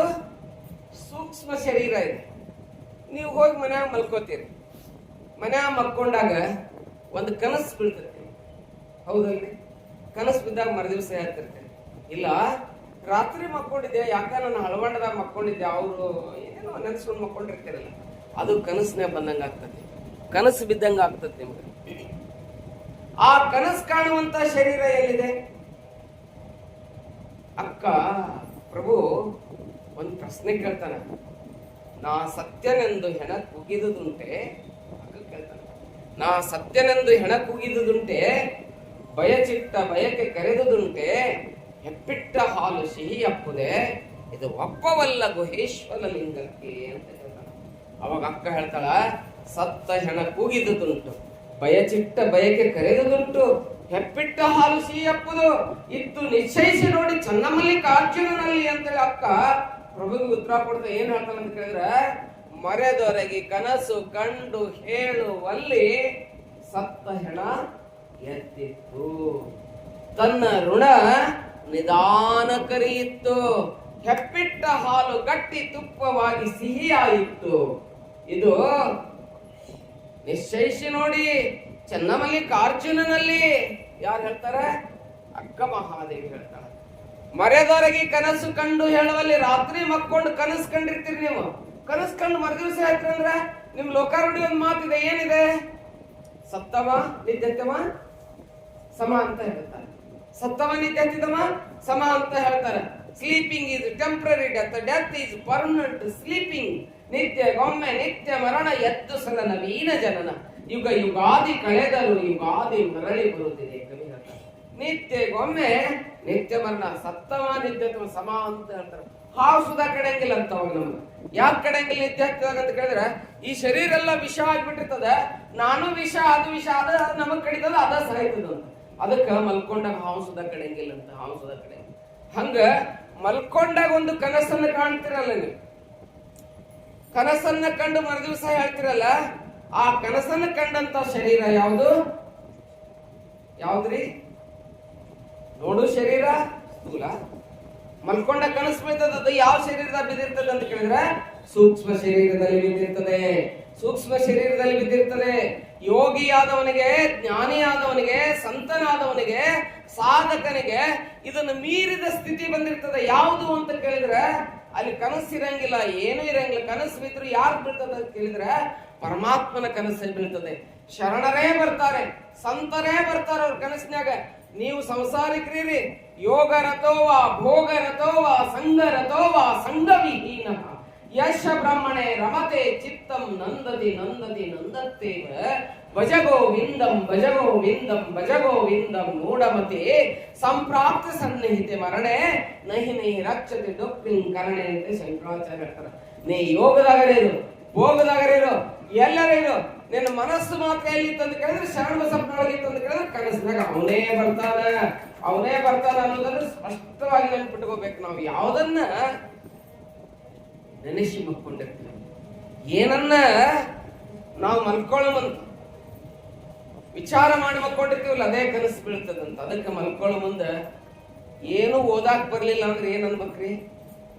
108 ಸಲ ಓಂ ನಮಃ ಶಿವಾಯ, ಓಂ ನಮಃ ಶಿವಾಯ, ಓಂ ನಮಃ ಶಿವಾಯ ಅನ್ನಕ್ಕಾಗತ್ತಲ್ಲ. ಇದನ್ನೇನು ಇದನ್ನ ಅನ್ಬೇಕಂದ್ರೆ ಏನು, ಯಾವ್ದ್ರ ಮಹಿಳಾ ವಿಶ್ವವಿದ್ಯಾಲಯಕ್ಕೆ ಅಕ್ಕಮಾದೇವಿ ಯೂನಿವರ್ಸಿಟಿ ಒಳಗೆ PhD ಮಾಡೋದು ಏನು ಅವಶ್ಯಕತೆ? ಓಂ ನಮಃ ಶಿವಾಯ ಅನ್ನಕ್ PhD ಮಾಡ್ಬೇಕೆ? ಎಲ್ಲರೂ ಓದಾಕ್ ಬರ್ಲಾರ್ದ ಹೆಣ್ಮಕ್ಳು ಸುತ್ತ ಹೇಳುದು, ಗಂಡ್ಮಕ್ಳು ಹೇಳುದು. ನೋಡಿ ಏನ್ ಅನ್ಬೇಕು? ಸಂಸ್ಕಾರ ಕೊಡ್ಬೇಕಲ್ಲ ಆ ಮನಸ್ಸಿಗೆ. ಹಂಗಂದ್ ಮಲ್ಕೊಂಡ್ರೆ ಅದೇ ಕನಸಿನ ಬೀಳ್ತದಂತೆ. ಅದಕ್ಕ ನೋಡಿ ಶರಣರಿದನ್ನು ಮೀರಿದ ಏನಂತ ಕೇಳ, ಶಿವ ಯೋಗ ನಿದ್ರೆಯೊಳಗೆ ತಾನಿರ್ತು ಭವಜಾಡ್ಯ ಜಯಿಸಿರ್ಪಗೆ ಭುವಿ ಜನರ ಸಂಸಾರ ಗೋಷ್ಠಿಗಳ ನದಿಗಳಿದ ಸವಿಯದಾನಂದ ಪರಗೆ ಅಂತ ಹೇಳ್ತಾರ. ಒಂದ್ ಕಡೆ ಏನಂತ ಕೇಳಿದ್ರ, ಜ್ಞಾನಿಗಳಾದವ್ರಂತಕ್ಕೆ ಈಗ ಸ್ಥೂಲ ಶರೀರದಾಗಿರಂಗಿಲ್ಲ, ಸೂಕ್ಷ್ಮ ಶರೀರದಾಗಿರಂಗಿಲ್ಲ, ಅವರು ಕಾರಣ ಶರೀರದಾಗಿರ್ತಾರೆ. ನಿಮ್ಗೂ ಆ ಕಾರಣ ಶರೀರ ಹತ್ತಿರ್ತದೆ. ಬಹುಶಃ ಪುರಾಣ ಮಾಡೋಕಿನ ಮೊದ್ಲು ಈ ಮನಿ ಎಲ್ಲಾ ಸ್ವಚ್ಛ ತೊಳೆದಿರಿ. ನೀವು ತೊಳೆದ್ ದಣವಾಗೈತಿ, ದಣವಾದಕ್ಕೆ ಹೋಲಿ ಬಿಡು, ನಾಳೆ ಅವ್ರದ್ದು ಒಂದೇ ಹೇಳೋದ್ ಬೇಡ. ನಿಮ್ಮ ಮನೆಯೊಳಗೆ ಜಗ್ಗ ಕೆಲಸ ಮಾಡಿರ್ತೀರಿ, ಸಿಕ್ಕಾಪಟ್ಟಿ ಕೆಲಸ ಮಾಡಿರ್ತೀರಿ ಅಂತ ತಿಳ್ಕೊರಿ. ಎಲ್ಲ ಬಾಂಡೆ ತೊಳೆದಿರ್ತೀರಿ, ಹಾಸಿಗೆ ತೊಳೆದಿರ್ತೀರಿ, ಏನ್ ಮನ್ಯಾಗ ಇರ್ತವಲ್ವ ಗಾಡಿಗೆಲ್ಲ ಹಚ್ಚಿರ್ತೀರಿ, ಎಲ್ಲಾ ಬಳದು ಎಲ್ಲಾ ಮಾಡಿ ಸಾಕಾಗಿರ್ತೈತಿ. ರಾತ್ರಿ ಮಕ್ಕೊಂತೀರಿ, ಮಲ್ಕೊಂಡ್ಬಿಟ್ಲೆ ನಿಮ್ ನಿದ್ದೆ ಹಂಗಂತ ಗೊತ್ತಾ? ಏನೂ ಹೆಚ್ಚಿರಂಗಿಲ್ಲ, ಪ್ರತ್ಯೇಕ ತಪ್ಪಿ ನಿದ್ದೆ ಹತ್ತಿರ್ತೈತಿ. ಮರುದಿವ್ಸ ಎದ್ದು ಬಳಿಕ ಹೇಳ್ತೀರಿ, ನಿನ್ನೆ ಜಗ್ಗಷ್ಟು ಕೆಲಸ ಮಾಡ್ಬಿಟ್ಟೇನಿ, ಮಾಡಿದಕ್ಕೆ ಹಂಗ ನಿದ್ದೆ ಹತ್ತೈತಿ ಅಂತ ಕೇಳಿದ್ರೆ ನನಗೇನು ಪ್ರಜ್ಞೆ ಇರಲಿಲ್ಲ, ಆ ಪರಿ ನಿದ್ದೆ ಹತ್ತಿತ್ತು ಅಂತ ಹೇಳ್ತಿರ್ಲಿಲ್ಲ. ಆ ಸ್ಥಿತಿಯನ್ನು ಕಾಣುತ್ತಿದೆ ಅಲ್ಲ, ಅದು ನಿಜವಾದ ಆನಂದದ ಸ್ಥಿತಿ. ಅದಕ್ಕೆ ಬಸವಣ್ಣ ಹೇಳಿದ್ದು ಕಾಯಕವೇ ಕೈಲಾಸ. ಅದಕ್ಕೆ ಕಾಯಕ ಮಾಡ್ರಿ, ರಟ್ಟಿ ತುಂಬ ದುಡಿ ಹೊಟ್ಟಿ ತುಂಬ ಏನ್ರಿ, ರಟ್ಟಿ ತುಂಬ ದುಡಿ ಹೊಟ್ಟಿ ತುಂಬ ಹೊಡಿ. ದುಡ್ದವ್ರು ಇರ್ತಾರಲ್ಲ ಹೋಗಿ ಇಲ್ಲಿ ಬಜಾರ್ದಾಗ ಯಾರದಾರ ಕಟ್ಟಿ ಮ್ಯಾಗ ಮಲಗಿಸ್ರಲ್ಲ, 9 ಗಂಟೆಗೆ ನಿದ್ದೆ ಹತ್ತಿ ಬಿಡ್ತಾರೆ. ಇವ್ರು ಇರ್ತಾರಲ್ಲ ಗುರು ಉಸಾಬರಿ ಮಾಡಿದಾರೆ, ಖಾಲಿ ಪೀಲಿ ಕೆಲಸ ಇರ್ಲಾರ್ದಾರ ಇರ್ತಾರಲ್ಲ, ಅವ್ರಿಗೆ ಓವರ್ ಪೋಲ್ ಗಾದಿ ಹಾಕಿ ಎಸಿ ರೂಮ್ ಹಚ್ಚಿ ಸೊಳ್ಳೆ ಪರದೆ ಕಟ್ಟಿ ಅದ್ರ ಮ್ಯಾಗ ಮಲಗಿಸಿದ್ರು ನಿಂತು ಬರಂಗ ಸಿಕ್ಕಾಪಟ್ಟಿ ಗಳಿಸಿರ್ತಾರ. ಆದ್ರೂ ನಿಂತು ಬರಂಗಿಲ್ಲ. ಯಾಕೆ ಬರಂಗಿಲ್ಲ? ಯಾರ ಶ್ರೀಮಂತರು? ನನ್ನ ದೃಷ್ಟಿಯೊಳಗೆ ಯಾರು ಶ್ರೀಮಂತ ಅಂತ ಕೇಳಿದ್ರೆ ರೊಕ್ಕ ಗಳಿಸ್ತಾರ ಶ್ರೀಮಂತ ಅಲ್ಲ. ಒಂದು ನೆನ್ಪಿಟ್ಕೋರಿ, ಮುದ್ದಿ ನಿದ್ದಿ ಲದ್ದಿ ಸುದ್ದಿ ಇದ್ರ ಗೆದ್ದಿ, ಇಲ್ಲಾಂದ್ರೆ ಬಿದ್ದಿ. ಇವು 3 ಸುದ್ದಿ ಯಾರಿಗಿರಲ್ಲ ಅವ ಶ್ರೀಮಂತ ನೋಡಿ. ಹೊಟ್ಟಿ ತುಂಬಾ ಚಂದಾಗ ಒಂದು 4 ರೊಟ್ಟಿ 2 ಚಮಚ ಅನ್ನ ಬ್ಯಾಳೆ ಸಾರು ಹಾಕೊಂಡು ಬಡತಾನಲ್ಲವ ಅವ ನಿಜವಾದ ಶ್ರೀಮಂತ. ರೊಟ್ಟಿ ತುಂಬಾ ದುಡಿತಾನಲ್ಲ ಅವ ಶ್ರೀಮಂತ. ಬಂದು ಮಲ್ಕೊಂತಾನಲ್ಲ, ಹಿಂಗ ತಲೆಗೆ ಯಾರು ದಿಂಬಿಗೆ ತಲೆ ಹಚ್ತಾರಲ್ಲ, ನಿದ್ದೆ ಬಂತಿಲ್ಲ, ಅವ ನಿಜವಾದ ಶ್ರೀಮಂತ. ನಿದ್ದಿ ಗುಳಿಗೆ ತಗೊಂಡು ಬಳಿಕ ನಿದ್ದೆ ಬರ್ತೈತೆ ಅಂದ್ರೆ ನೀವೇನಲ್ಲ ನನ್ನ ದೃಷ್ಟಿಯೊಳಗ ನನ್ನ ದೃಷ್ಟಿಯೊಳಗೆ ಶ್ರೀಮಂತರಲ್ಲ. ನಿದ್ದಿ ಗುಳಿಗೆ ತಗೊಂಡು ನಿದ್ದೆ ಮಾಡ್ತಾನಂದ್ರ ಅವ ಶ್ರೀಮಂತಲ್ಲ. ಮಲ್ಕೊಂಡ್ ಗುಟ್ಲೆ ನಿದ್ದೆ ಬರ್ಬೇಕು, ಎತ್ತು ಗುಟ್ಲೆ ಬರ್ಬೇಕು, ಎತ್ತು ಗುಟ್ಲೆ. ಯಾರಿಗೆ ಸುದ್ದಿ ಇರ್ತದಲ್ಲ ಇವ ನಿಜವಾದಂತ ಜೀವನವನ್ನ ಅನುಭವಿಸಕತ್ತಾನ ಅಂತ ಹೇಳಿ ತಿಳ್ಕೊಂಡ್ಬಿಡ್ಬೇಕು ನಾವು. ಅದಕ್ಕೆ ಅಂತದ್ದು ಬರ್ಬೇಕಂತ ಕೇಳಿದ್ರೆ ಇಲ್ಲಿ ಏನಾಗ್ಬೇಕು? ಗುರು ದೀಕ್ಷೆಯನ್ನು ಪಡಿಬೇಕು, ಗುರು ದೀಕ್ಷೆಯನ್ನು ಪಡಿಬೇಕು. ಅದಕ್ಕೆ ಶರೀಫ್ ಹೇಳಿದ್ರು, ಹಾಕಿದ ಜನಿವಾರವ ಸದ್ಗುರುನಾಥ, ಹಾಕಿದ ಜನಿವಾರವ, ಹಾಕಿದ ಜನಿವಾರ ನುಗ್ಗಿದ ಭವಭಾರ, ಲೋಕದಿ ಬ್ರಹ್ಮಗಣಿಗೀನಾಗಬೇಕೆಂದು ಹಾಕಿದ ಜನಿವಾರವ, ಸದ್ಗುರುನಾಥ ಹಾಕಿದ ಜನಿವಾರವ, ಹಾಕಿದ ಜನಿವಾರ ನುಗ್ಗಿದ ಭವಭಾರ, ಹಾಕಿದ ಜನಿವಾರ ನುಗ್ಗಿದ ಭವಭಾರ, ಲೋಕದ ಬ್ರಹ್ಮಗಾನಿ ತಿಳಿಯಂದು ಹಾಕಿದ ಜನಿವಾರವ, ಸದ್ಗುರುನಾಥ ಹಾಕಿದ ಜನಿವಾರವ. ನೋಡಿ, ಗುರು ಜನಿವಾರ ಹಾಕಿದ ಅಂತ ಕೇಳಿದ್ರೆ ಏನ್ ಹಾಕಿದ? ಅಲ್ಲೇ ಸಂಸ್ಕಾರವನ್ನ ಕೊಟ್ಟ, ದೀಕ್ಷಾ ಕೊಟ್ಟಾಗ ಇಲ್ಲಿ ಹೇಳ್ತಾರೆ, ಈ ಸ್ಥೂಲತನವನ್ನಲ್ಲಿರ್ತಕ್ಕಂಥ ಆಣವ ಅನ್ನುವಂತ ಮಲವನ್ನ ಕ್ರಿಯಾ ದೀಕ್ಷೆ ಮೂಲಕ ಇಷ್ಟಲಿಂಗವನ್ನು ಕೊಟ್ಟು ಅಲ್ಲಿ ಆಣವ ಮಲವನ್ನ ಕಳೀತಾನೆ. ಈ ಸೂಕ್ಷ್ಮತನವಲ್ಲಿರ್ತಕ್ಕಂಥ ಮಾಯಾ ಮಲವನ್ನ ಮಂತ್ರ ದೀಕ್ಷೆಯ ಮೂಲಕ ಪ್ರಾಣಲಿಂಗವನ್ನು ಕೊಟ್ಟು ಕಳೀತಾನೆ. ಇನ್ನ ಕಾರಣ ಶರೀರದಲ್ಲಿರ್ತಕ್ಕಂಥ ಕಾರ್ಮಿಕ ಮಲವನ್ನ ತೆಗೆದು ವೇದಾ ದೀಕ್ಷೆಯ ಮೂಲಕ ಭಾವಲಿಂಗವನ್ನು ಕೊಡ್ತಾನ. ಹೀಗೆ ಕ್ರಿಯಾ ವೇದ ಮಂತ್ರ ದೀಕ್ಷೆಗಳನ್ನ ಕೊಡೋದ್ರ ಮೂಲಕ ಶಿಷ್ಯನ ಭವಬಂಧನವನ್ನು ಕಳೆಯುವಂತಹ ಕ್ರಿಯೆ ಯಾವುದು ಅಂತ ಕೇಳಿದ್ರೆ ದೀಕ್ಷೆ ಅಂತ ಕೇಳ್ಪ ಅಂತ ಹೇಳಕತ್ತಾರ. ಯಾರು ಹೇಳಕತ್ತಾರ? ಯಾರಿಗೆ ಹೇಳಕತ್ತಾರ? ಕಲಿಕೇರಿ ಮರುಳ ಸಿದ್ಧ ಶಿವಾಚಾರ್ಯರು ಯಾರಿಗೆ ಹೇಳಕತ್ತಾರ? ಶರಣ ಬಸವನಿಗೆ ಹೇಳಕತ್ತಾರ. ಶರಣ ಬಸವನಿಗೆ ಹೇಳಕತ್ತಾರ, ನೋಡಿರೇ ನೋಡಿರೇ ಒಂದು ವಿಚಿತ್ರವ. ಇದು ಒಂಥರ ಸಂಸಾರ ಇದ್ದಂಗೆ, ಗಂಡ ಹೆಂಡತಿ ಸಂಸಾರ ಇದ್ದಂಗೆ. ಷಣ್ಮುಖ ಶಿವಿಗಳು ಹೇಳ್ತಾರ, ದೀಕ್ಷೆ ಅಂದ್ರೆ ಏನು? ನೋಡಿರೇ ನೋಡಿರೇ ಒಂದು ವಿಚಿತ್ರವ. ಶಿಷ್ಯನೆಂಬ ಹೆಂಡತಿ, ಗುರುವೆಂಬ ಗಂಡನು, ಹಸ್ತ ಮಸ್ತಕ ಸಂಯೋಗವೆಂಬ ಕೂಟವ ಕೂಡಲು ಆ ಶಿಷ್ಯನೆಂಬ ಹೆಂಡತಿಯ, ಆ ಶಿಷ್ಯನೆಂಬ ಷಡಕ್ಷರ ಮಂತ್ರವೆಂಬ ವೀರ್ಯವು ಚಲನೆಯಾಗಿ ಆ ಶಿಷ್ಯನೆಂಬ ಹೆಂಡತಿ ಕರ್ಣ ಪ್ರವೇಶಿಸಿ ಮನವಸುರಾಗಿ ಕರ್ಣಂಗಳೆಂಬ ಯೋನಿಯಲ್ಲಿ ಲಿಂಗವೆಂಬ ಮಗನ ಹಡೆದು ಅಂಗೈ ಎಂಬ ತೊಟ್ಟಿಲಲ್ಲಿಟ್ಟು ಮಂಗಲ ಸೂತ್ರವೆಂಬ ಜೋಗಳುವ ಪಾಡಿ ಅಖಂಡೇಶ್ವರನೆಂದು ಹೆಸರಿಟ್ಟರು. ಇದು ಕಾರಣ ನೀವೇ ನಮಗೆ ಮಗನಾದಿನಿ, ನಾ ನಿಮಗೆ ತಾಯಾದಿನಿ ಆ ಖಂಡೇಶ್ವರ ಅಂತ. ಒಬ್ಬ ಗಂಡ ಎತ್ತಿ ಹೆಂಗ್ ಸಂಸಾರ ಮಾಡ್ತಾರಲ್ಲ ಹಂಗ ಗುರು ಶಿಷ್ಯನ ಆ ಹಸ್ತಮಸ್ತಕ ಸಂಯೋಗವನ್ನು ಮಾಡಿ ಅವನ ಕಿವಿಯೊಳಗ ಮಹಾಮಂತ್ರವನ್ನ ಗುರು ಬೋಧಿಸಿದಾಗ ಆ ಮಂತ್ರ ಒಳಗೆ ಹೋದಾಗ ಏನಾಗ್ತದೆ? ಮನ ಹೋಗಿ ಏನಾಗ್ತದೆ? ಘನಮನ ಆಗ್ತದೆ. ಘನಮನ ಆದಾಗ ಏನಾಗ್ತಾನೆ ಅಂತ ಕೇಳಿದ್ರೆ ಚಿನ್ಮಯ ಆಗ್ತಾನೆ. ಚಿನ್ಮಯ ಆಗುವಂತ ರೂಪವನ್ನ ತಾಳ್ತಾನೆ ಅಂತ ಹೇಳಿ ಜ್ಞಾನಿಗಳು ಹೇಳುವಂತವ್ರಾಗ್ತಾರೆ. ಅಪ್ಪ, ನೀನು ಇಂಥ ದೀಕ್ಷೆಯನ್ನು ತೆಗೆದುಕೋಬೇಕು. ನಿನ್ನ ಷಟ್ಚಕ್ರಗಳಿದಾವಲ್ಲ ಅವನ ಜಾಗೃತಿಯನ್ನು ಮಾಡ್ಕೋಬೇಕು ನೋಡಪ್ಪ. ಯಾವ ಷಟ್ಚಕ್ರಗಳು? ಆಧಾರ, ಸ್ವಾಧಿಷ್ಠಾನ, ಮಣಿಪೂರಕ, ಅನಾಹತ, ವಿಶುದ್ಧಿ, ಆಜ್ಞಾ, ಸಹಸ್ರಾರ. ನಮ್ಮ ಕುಂಡಲಿನಿ ಶಕ್ತಿ ಇರ್ತದಲ್ಲ ಅದು ಕೆಳಮುಖ ಹೋಗ್ತಾ ಇರ್ತದೆ. ಸಾಧನೆಯಿಂದ ಏನ್ ಮಾಡೋದು ಅಂತ ಕೇಳಿದ್ರೆ ಮೇಲ್ಮುಖ ಮಾಡಿಕೊಳ್ಳೋದು. ಆಧಾರದಿಂದ ಸ್ವಾಧಿಷ್ಠಾನದಿಂದ ಮಣಿಪೂರಕದಿಂದ ಅನಾಹತ, ಅನಾಹತದಿಂದ ಆಜ್ಞಾದಿಂದ ಸಹಸ್ರಾರಕ್ಕೆ ಮೇಲ್ಮುಖವಾಗಿ ಏರ್ತಾ ಹೋಗೋದು. ಹೆಂಗ್ ಏರ್ಕೊಂತ ಹೋಗೋದಪ್ಪ? ಅದನ್ನ ಹೆಂಗ್ ಏರ್ಬೇಕು ಅಂತ ಕೇಳಿದ್ರೆ ಅದನ್ನ ನಾವು ದೀಕ್ಷೆಯನ್ನು ತೆಗೆದುಕೊಳ್ಳುವುದರ ಮೂಲಕ ನಾವು ಏನ್ ಮಾಡ್ಬೇಕು ಅಂತ ಕೇಳಿದ್ರೆ ಆ ಗುದದಲ್ಲಿ, ಆಧಾರದಲ್ಲಿ, ಗುಹ್ಯದಲ್ಲಿ ಆ ಆ ಒಂದೊಂದು ಚಕ್ರಗಳನ್ನ ಶುದ್ಧಿ ಮಾಡ್ತಾ ಅಲ್ಲಿ ಏನಾಗಬೇಕಂತ ಕೇಳಿದ್ರೆ ಆಚಾರ ಲಿಂಗ, ಗುರುಲಿಂಗ, ಶಿವಲಿಂಗ, ಜಂಗಮಲಿಂಗ, ಪ್ರಸಾದಲಿಂಗ, ಮಹಾಲಿಂಗವನ್ನು ಅಳವಡಿಸ್ಕೋಬೇಕಪ್ಪ ಶರಣಬಸಪ್ಪ. ನೀನು ಅಳವಡಿಸ್ಕೊಂಡಾಗ ಅದು ದೀಕ್ಷೆ ಅನಿಸ್ತದ, ಇಲ್ಲ ಅಂದ್ರೆ ಈ ಜೀವನ ವ್ಯರ್ಥ ಆಗ್ತದಪ್ಪ ಅಂತ ಹೇಳಿ ನಮ್ಮಲ್ಲಿ ಇಷ್ಟಕೊಂಡ ಹೇಳಿದ್ದಾರೆ. ಇದೆಲ್ಲ ನಮ್ ಲಿಂಗಾಯತ ಧರ್ಮ ಇಷ್ಟಕೊಂಡ ಹೇಳೋದು. ಶರಣಬಸಪ್ಪನವ್ರು ಯಾಕೆ ಅವ್ರ ಚರಿತ್ರೆ ಆಯ್ತು ಅಂತ ಕೇಳಿದ್ರೆ, ನಾವು ಬರೇ ಬಡದಾಡೋದು ಹೊರಗಿನ ಬಡದಾಡ್ತೀವಿ. ಹೊರಗಿನ ಬಡದಾಡೋದು ನಮ್ಮ ಚರಿತ್ರೆ ಆಗಂಗಿಲ್ಲ. 3 ದಿವಸ ಫೋಟೋ ಇಟ್ಟು ಲೋಬಾನ್ ಹಾಕಿ ಹೋಳಿಗೆ ಮಾಡ್ಕೊಂಡು ತಿಂದು ವರ್ಷಕ್ಕೆ ಒಂದು ಲೋಬಾನ್ ಹಾಕಿ ಬಗೆ ಹಾಕಿ ಕೈ ಬಿಟ್ಬಿಡ್ತಾರೆ. ಅವ್ರದ್ದು ಹಂಗಲ್ಲ. ಜಗತ್ತೇ ಪೂಜೆ ಮಾಡಬೇಕು ಅಂತ ಕೇಳಿದ್ರೆ ಶರಣಬಸಪ್ಪನವರು ಎಲ್ಲಾ ಬಿಟ್ಟು ಗಡ್ಡ ಬಿಟ್ಟು ಗುಡ್ದಾಗಿರ್ಲಿಲ್ಲ. ಒಬ್ರಲ್ಲ 2 ಹೆಂಡತಿಯರನ್ನು ಮಾಡ್ಕೊಂತಾರೆ. ಕಲಬುರಗಿ ಶರಣಬಸಪ್ಪನವರು 2 ಹೆಂಡರನ್ನು ಮಾಡ್ಕೊಂತಾರೆ. ಒಬ್ರು ಭಾವಿ ಶಾಂತಲಿಂಗಪ್ಪನವರ ಮಗಳಾಗಿರ್ತಕ್ಕಂಥ ಮಹಾದೇವಿಯನ್ನು ಮಾಡ್ಕೊಂತಾರೆ, ಒಂದೇ ಹೆಂಡತಿ. 2ನೇದಕ್ಕೆ ಎಲ್ಲಿ ಕೇಳಿ ನಮ್ಮ ಆಲ್ಮೇಲ್ದಾರ ಚರಿತ್ರೆಯೊಳಗೆ ಇಲ್ಲದು. ನಮ್ಮ ಯಾರು ನಾಸಿಯವರ ಮನೆ ತರದ ಒಬ್ಬ ಹೆಣ್ಮಗಳನ್ನು ಮೊನ್ನೆ ಹೇಳಿ ಸತ್ತಾಗ ಹೇಳ್ತೀನಿ ಸಂದರ್ಭ ಬಂದಾಗ ನಾನು. ಅದು ಚರಿತ್ರೆ ಒಳಗೆ ಬರೆದಿಲ್ಲ.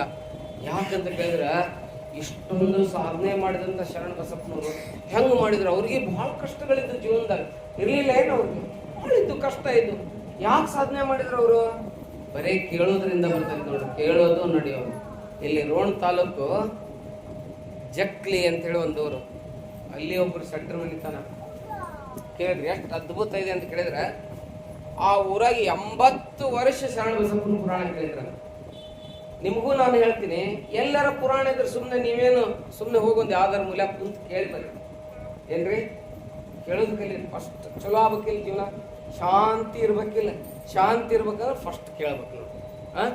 ಹೋಗಿ ಎಲ್ಲರ ಒಂದ್ ಕಡೆ ಸುಮ್ಮನೆ ಒಂದ್ ಸತ್ಸಂಗ ನಡೆದಿಲ್ಲ, ನಿಮ್ಗೇನ್ ಕೊಡಬೇಡ್ರಿ, ತಗೋಬೇಡ್ರಿ, ಅಲ್ಲೇ ನಿಮ್ದೇನ್ ದೊಡ್ಡ ಹೆಸರು ಕರೀದ್ ಬೇಡ, ಏನೂ ಬೇಡ. ಸುಮ್ಮನೆ ಯಾವ್ದ್ರ ಒಂದು ಮೂಲ್ಯಾಗ ಹೋಗಿ ಕುತ್ಕೊಂಡು ಕೊಡೋ ಮನಸ್ಸಿದ್ರೆ ಕೊಟ್ಟು ಬರ್ರಿ, ಅದನ್ನೇನ್ ಬೇಡ ಅನ್ನಂಗಿಲ್ಲ. ಮತ್ತೆ ಅಲ್ಲಿ ಕುತ್ಕೊಂಡು ಬರ್ಬೇಡ್ರಿ. ಕೊಡೋ ಮನಸ್ಸಿದ್ರೆ ಕೊಟ್ಟು ಬರ್ರಿ.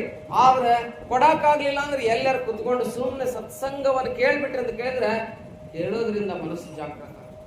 80 ವರ್ಷ ಆ ರೋಣ ತಾಲೂಕ್ ಜಕ್ಲಿ ಒಳಗ ಒಂದು ಸಣ್ಣ ಗ್ರಾಮ. ಜಕ್ಲಿ ಅಂದ್ರೆ ನಿಮ್ಗೆ ಗೊತ್ತಾಗ್ಬೇಕು ಬಹುಶಃ. ಯಾರು ನಮ್ಮ ಕರ್ನಾಟಕದಲ್ಲಿ ದೊಡ್ಡ ಇತಿಹಾಸವನ್ನ ನಿರ್ಮಾಣ ಮಾಡಿದ್ದಾರೆ ಜಕ್ಲಿ ಅವರು. ಯಾರು?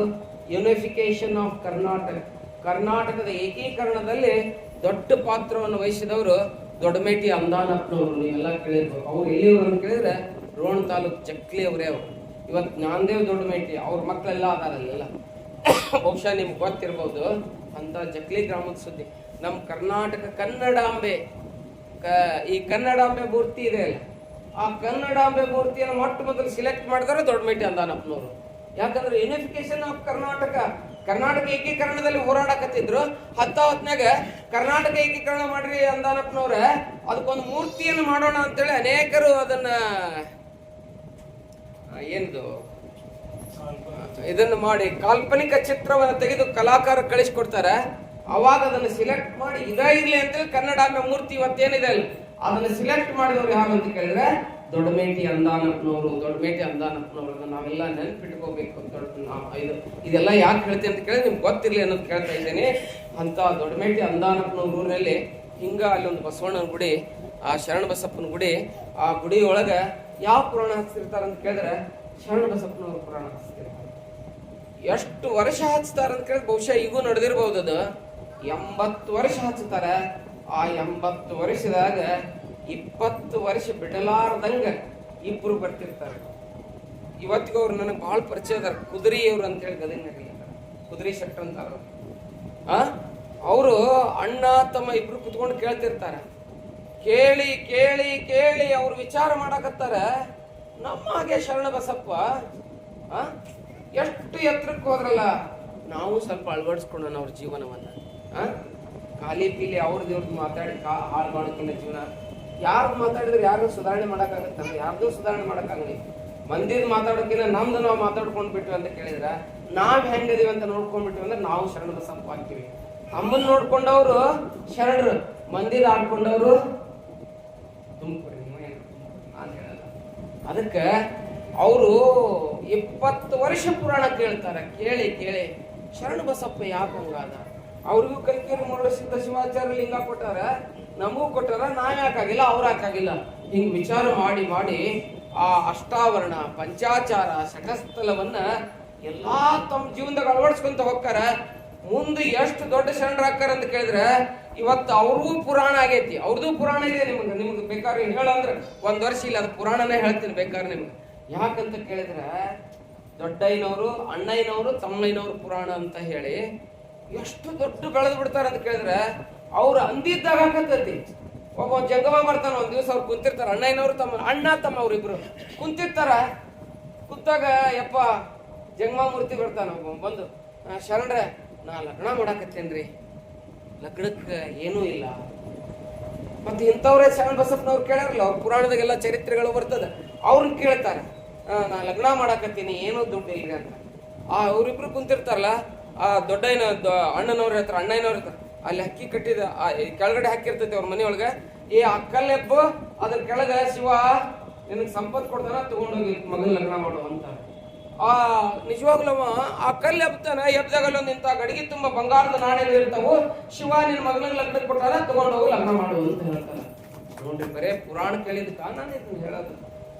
ನಾನು ಅದಕ್ಕೆ ನಿಮ್ಗೆ ಹೇಳಕ್ ಇಷ್ಟಪಡ್ತೀನಿ. ಇಲ್ಲಿ ಬಂದು ಕುಂತವ್ರು ಪೂಜೆ ಮಾಡ್ಕೊಂಡೋಗ್ಯಾರ. ಇಲ್ಲಿ ಅಂತ ಜಾಗ ಅಂತ ಕೇಳಿದ್ರೆ ಒಂದು ದೇವಾಲಯ. ಬಹುಶಃ ನನ್ನ ದೃಷ್ಟಿಯೊಳಗೆ ನನಗೆ ದೇವಾಲಯ ಇದು, ಮನಿ ಅಲ್ಲ ಇದು. ಶಿವಸರ ಅದು ಅಷ್ಟು ಜಾಗೃತಿ. ಶರಣರು ಬರ್ಬೇಕಂದ್ರೆ ಸುಮ್ಮನೆ ಬಂದಿರಂಗ. ಅದಕ್ಕೆ ಇಲ್ಲಿ ಏನಿದೆ ಇಲ್ಲ, ಇಲ್ಲಿ ಆ ನಂದಾದೇವಿಗೆ ಅಲ್ಲಿ ಬೆಳಗಿದ್ರೆ ಇಲ್ಲೊಂದು ನಂದಾದೇವಿಗೆ ಬೆಳಗುತ್ತೆ. ಇಲ್ಲಿ ಶರಣರ ಮನಿನ ಆಗ್ಬೇಕು ನಿಜವಾಗ್ಲು. ಯಾಕೆ ಹೇಳ್ತೀನಿ ಇದನ್ನೆಲ್ಲ ಅಂತ ಕೇಳಿದ್ರೆ, ಅಂದ್ರೆ ನಮ್ ಲಿಂಗಾಯತ ಪರಂಪರೆ ಉಳಿತದ, ಬೆಳೀತದ.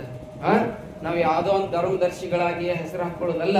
ಇಲ್ಲಿ ನೀವೊಬ್ಬ ಧರ್ಮದರ್ಶಿಗಳು, ಇವ್ರ ಧರ್ಮದರ್ಶಿಗಳು ಅಂತ ಹೇಳ್ತಿರ್ಲ, ನೀವು ಧರ್ಮದರ್ಶಿಗಳು ನೆನ್ಪಿಟ್ಕೋರಿ, ಪಕ್ಕನ ಹೇಳೋದು.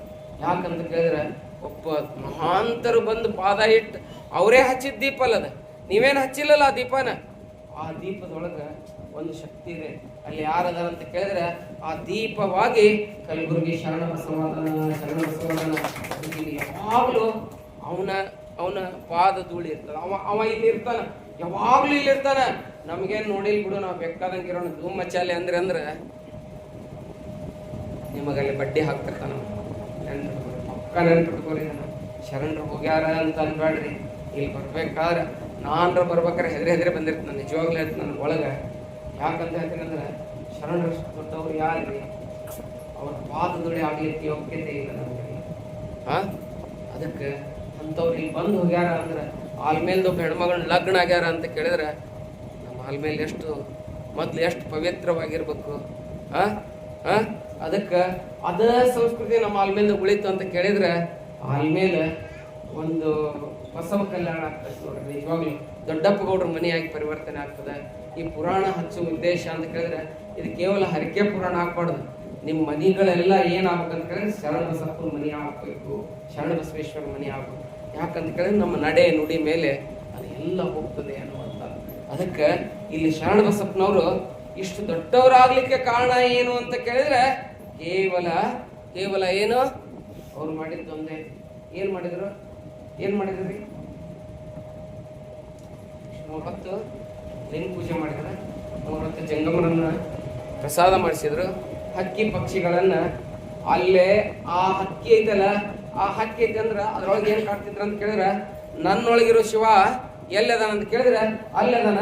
ಅಲ್ಲಿರೋ ಶಿವ ಎಲ್ಲದಾನ, ಇಲ್ಲಿ ಅದಾನ ಅಂದ್ಬಿಟ್ರು.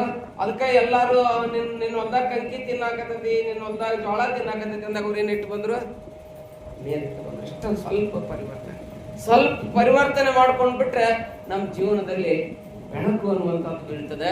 ಬಹುಶಃ ಅಂತ ವಿಚಾರಗಳನ್ನ ಶರಣಬಸವ ಏನ್ ಮಾಡ್ತಾನಂತ ಕೇಳಿದ್ರೆ, ಬಹುಶಃ ಕಲಕೇರಿಯ ಮರುಳಸಿದ್ದ ಶಿವಾಚಾರ್ಯರಿಂದ ಅವನಿಗೇನ್ ಮಾಡ್ಸಕತ್ತಾರೆ, ಯಾವ ಆದಯ್ಯ ಮತ್ಯಾರು ಮಡಿಯಮ್ಮ, ಹಡೆದ ತಾಯಿ ಯಾರು? ಸಂಗಮ್ಮ. ಅದು ನೆನಪಿಗೆ ಮತ್ತಿಂದ ಹರಿಗಿರಿಗಿರಿ ಅಂತಿಲ್ಲ. ಸಂಗಮ್ಮನವರು ಆದಯ್ಯನವರು, ಸಂಗಮ್ಮ ಹಡೆದ ತಾಯಿ, ಮಡಿಯಮ್ಮ ಅಥವಾ ಮಡಿವಾಳಮ್ಮ ಪಡೆದ ತಾಯಿ. ಅವರೆಲ್ಲ ಇವನ ದತ್ತಕ್ಕೆ ತಗೊಂಡಾರ.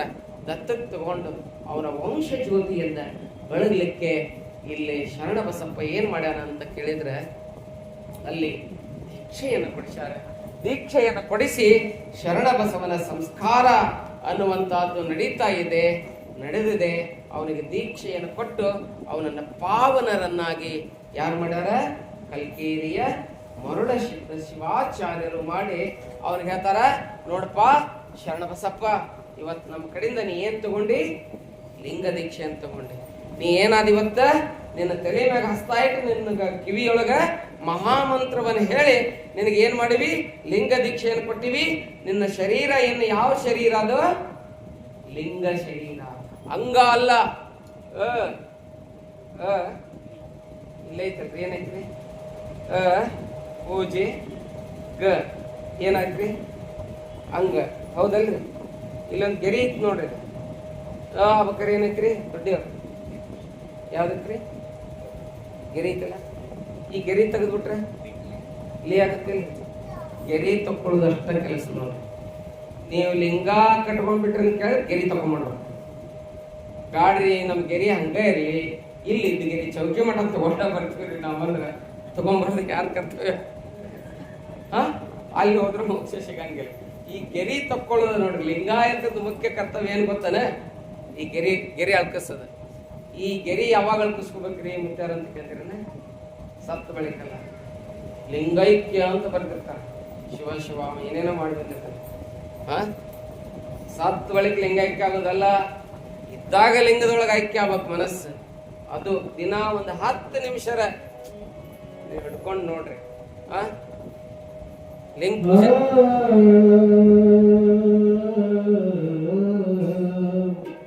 ಅಂಗದ ಮೇಲೊಂದು ಲಿಂಗವಿರಲಿ, ಲಿಂಗದ ಮೇಲೆ ನಿಮ್ಮ ಭಕ್ತಿ ಇರಲಿ. ಅಂಗದ ಮೇಲೊಂದು ಲಿಂಗವಿರಲಿ, ಲಿಂಗದ ಮೇಲೆ ನಿಮ್ಮ ಭಕ್ತಿ ಇರಲಿ. ಅಡಿಗಡಿಗೆ ಶಿವನ ನಾಮ ಬಾಯೊಳಗಿರಲಿ, ಅಡಿಗಡಿಗೆ ಶಿವನ ನಾಮ ಬಾಯೊಳಗಿರಲಿ, ಅಡಿಗಡಿಗೆ ಶಿವನ ನಾಮ ಬಾಯೊಳಗಿರಲಿ. ಅಂಗದ ಮೇಲೊಂದು ಲಿಂಗವಿರಲಿ, ಲಿಂಗದ ಮೇಲೆ ನಿಮ್ಮ ಭಕ್ತಿ ಇರಲಿ.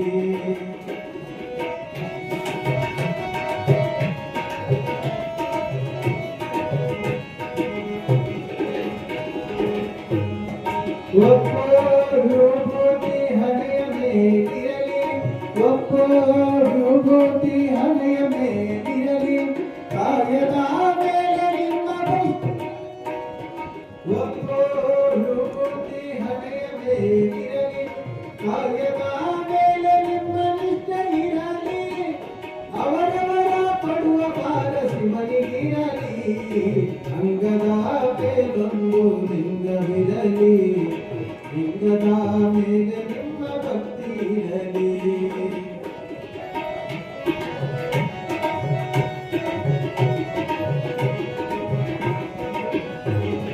ಹುಟ್ಟಿ ಬಂದೆ ನೀ ಲಿಂಗವಂತನಾಗಿ, ಹುಟ್ಟಿ ಬಂದೆ ನೀ ಲಿಂಗವಂತನಾಗಿ, ಪೂರ್ವ ಜನ್ಮದ ಉಳ್ಳದ ಫಲವಾಗಿ, ಪೂರ್ವ ಜನ್ಮದ ಉಳ್ಳದ ಫಲವಾಗಿ, ಧರ್ಮಧರ್ಮ ತೀರಿಸುವ ಚಲನಿನಾಗಿರಲಿ. ಅಂಗದ ಮೇಲೊಂದು ಲಿಂಗವಿರಲಿ, ಲಿಂಗದ ಮೇಲೆ ನಿಮ್ಮ ಭಕ್ತಿ ಇರಲಿ.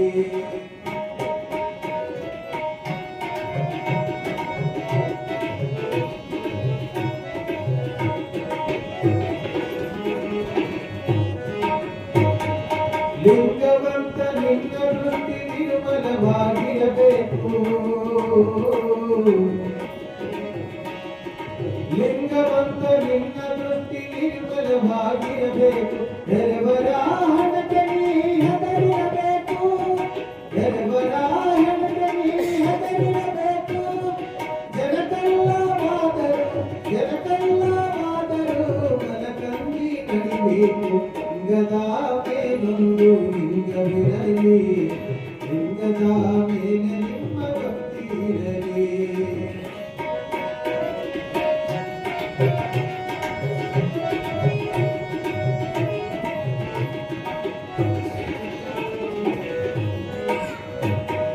ಬಾವಿ ಮುಟ್ಟ ಮಾತ್ರಕ್ಕೆ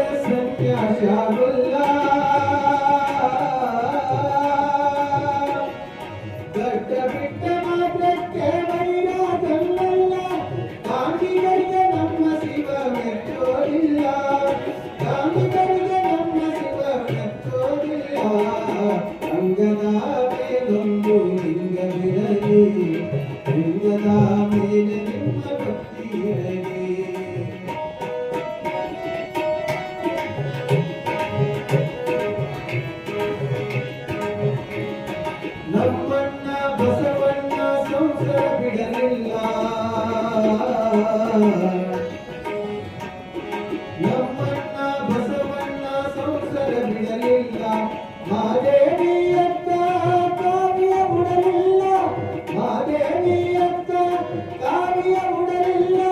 ಮನದ ಗಳಿಗೆ ಪಡೆದವಗ ಯಾವುದು ಬೇಕಿಲ್ಲ, ಮನದ ಗಳಿಗೆ ಪಡೆದವಗ ಯಾವುದು ಬೇಕಿಲ್ಲ.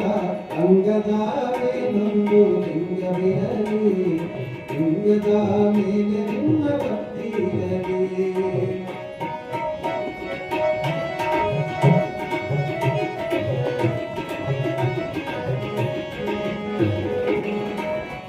ಲಿಂಗವಂತನಿಗೆ ಲಿಂಗವೇ ಭೂಷಣ,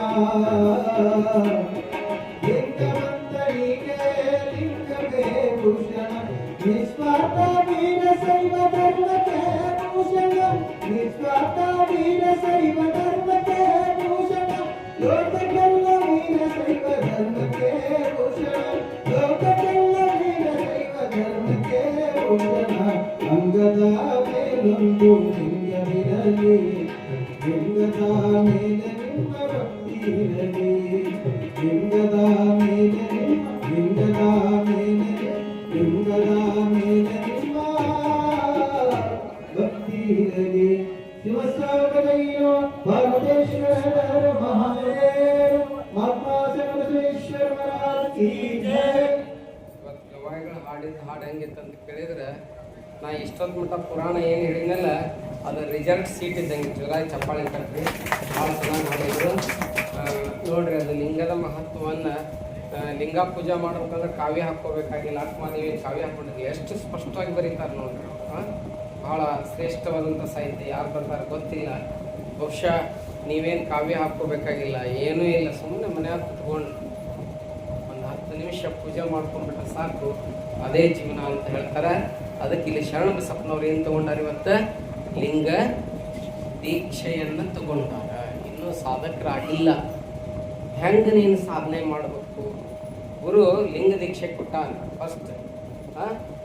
ಒಬ್ಬ ಹೆಣ್ಮಗಳು ನಡ್ಕೊಂಡು ಗಂಡನ ಜೊತೆ ನಡೆಯಕ್ಕೆ ಬರ್ಬೇಕಂತ ಫಸ್ಟ್ ಗಂಡ ಏನು ಮಾಡ್ಬೇಕು? ಏನು ಮಾಡ್ಬೇಕು? ಅವಶ್ಯಕ ತಾಳಿ ಕಟ್ಬೇಕು, ಹೌದಲ್ಲ? ಲಗ್ನ ಆಗ್ಬೇಕಿಲ್ಲ? ಹಂಗೆ ಇವತ್ತು ಲಗ್ನ ಆಗೈತಿ, ಇನ್ನು ಬಾಳೆ ಮಾಡಕ್ಕೆ ಬರ್ತಾನೆ ಶರಣ ಬಸಪ್ಪ. ಹೆಂಗೆ ಬಾಳೆ ಮಾಡಬೇಕು ಅನ್ನೋದನ್ನು ಯಾರು ಹೇಳ್ತಾರೆ? ಗುರುಗಳು ಹೇಳ್ತಾರೆ. ಹಂಗೆ ಬಾಳೆ ಮಾಡ್ತಾನೆ ಗಂಡನ ಜೊತೆಗೆ. ಬಾಳೆ ಮಾಡಿದಕ್ಕೆ ಶರಣ ಸತಿ ಲಿಂಗಪತಿಯಾಗಿ ಬಾಳೆ ಮಾಡ್ತಾನೆ. ಹಂಗೆ ಬಾಳೆ ಮಾಡಿದಾಗ ದೊಡ್ಡ ಮಹಂತನಾಗಿ ಪರಿವರ್ತನೆ ಆಗ್ತಾನೆ. ಆ ಮಾರ್ಗವನ್ನು ಬಸವ ಪುರಾತನರು ಅರ್ಚಿಸಿ ತೋರಿದ ಶಟಸ್ಥಲ ಮಾರ್ಗದೋಳು ಏನು ಲಿಂಗಾಯತ ಧರ್ಮದ 3 ಸಿದ್ಧಾಂತಗಳನ್ನು ನಾಳೆ ಹೇಳಿಕೊಡಾಕತ್ತಾರೆ. ಏನಂತ ಹೇಳಿ? ಲಿಂಗಾಯತ ಧರ್ಮ ಅಂದ್ರೆ ಅಷ್ಟಾವರಣ ಅಂದ್ರೇನು, ಪಂಚಾಚಾರ ಅಂದ್ರೇನು, ಶಟಸ್ಥಲ ಅಂದ್ರೇನು, ಇವನ್ನೆಲ್ಲವನ್ನ ಯಾರ್ಯಾರಿಗೆ ಹೇಳ್ತಾರೆ? ಕಲಿಕೇರಿ ಮರುಳಸಿದ್ಧ ಶಿವಾಚಾರ್ಯರು ಶರಣ ಬಸಪ್ಪನಿಗೆ ಹೇಳ್ತಾರೆ. ಆ ವಿಷಯವನ್ನು ಯಾವಾಗ ನೋಡೋಣ? ನಾಳೆ ದಿನ ನೋಡೋಣ ಅನ್ನುವಂಥ ಮಾತನ್ನು ಹಾರೈಸಿ ಇವತ್ತು ಯಾವ ವಿಷಯ ನೋಡಿದೇವಿ? ಯಾವ ವಿಷಯ ನೋಡಿರಿ? ಏನ್ರಿ? ಕಲಿಕೇರಿ ಮರುಳಸಿದ್ದರು ಶರಣ ಬಸಪ್ಪನಿಗೆ ಲಿಂಗ ದೀಕ್ಷೆಯನ್ನು ಕೊಟ್ಟಾರ ಅನ್ನುವಂಥ ವಿಚಾರವನ್ನ ನಾವು ನೋಡಿ ನಮ್ಮ ಬಸವಣ್ಣವ್ರು ಕೇಳ್ಬೇಕು. ಆ್ಯಕ್ಚುಲಿ ನಿಮ್ಮನ್ನು ಕೇಳಾಕ್ತೀವಿ ನಾವು. ಈಗ ಮುಂದೆ ಏನು ನಡೀತದೆ ಅನ್ನುವಂಥದ್ದನ್ನು ನಮ್ಮ